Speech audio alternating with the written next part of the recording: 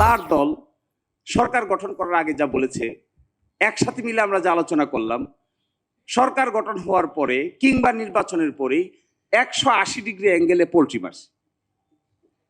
এই যে 180 ডিগ্রি অ্যাঙ্গেলে পোল্ট্রি মারার পরে আমরা জানা এখানে আলেম ওলামা, দেশের বিখ্যাত জ্ঞানী গুণীজন এখানে বসে আছেন, তাদের মনোজগতে আর আস্থা বিশ্বাসের জায়গাটা তো আগের মতো নাই। আপনি কি করে এটা ফিরে আনবেন? আপনি জানতো দেখি বাজারে যে কমেন্টে, যে ইন্টারভিউটা করেন, ইন্টারভিউর নিচে কমেন্টগুলো দেখবেন, টেলিভিশনের যে ভিডিও ক্লিপসটা ছাপা হয় অথবা আপনাদের মতো মিডিয়ায় যেগুলো ছাপেন, তার নিচে কমেন্ট দেখবেন। গতকালকে আমি 2500 কমেন্ট একসাথে করে অ্যানালাইসিস করে দেখার চেষ্টা করেছি। এই মন্তব্য যেখানে করা হয়েছে তার মধ্যে 2500 কমেন্টের ভিতরে মাত্র 60টা কমেন্ট পক্ষে আছে, বাকি 2493টা কমেন্টে হা হা হু হু করে আসতেছে।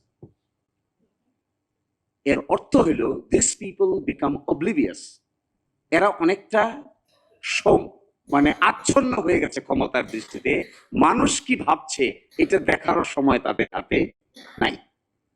সো দিস ইজ, তাহলে এভাবে যদি হয় তাহলে আপনি ফ্যামিলি কার্ড দিবেন, this is very good, you are maintaining your commitment.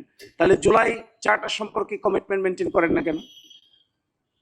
ঠিক আছে, আপনি যে অংশ, আপনারা যে অংশটুকু কমিটমেন্ট মেনটেন করছেন, উই অ্যাপ্রিসিয়েট দিস, আমরা এটাকে সম্মান জানাই, আমরা এটাকে ইজ্জত করি। কিন্তু এট দ্য সেম টাইম আমরা সবাই মিলে যেখানে আলোচনা হলো, একমত হলো, স্বাক্ষর হলো, এখান থেকে সরে আসছেন, এই কমিটমেন্টের কথা আপনাদের কাছে মনে থাকে না?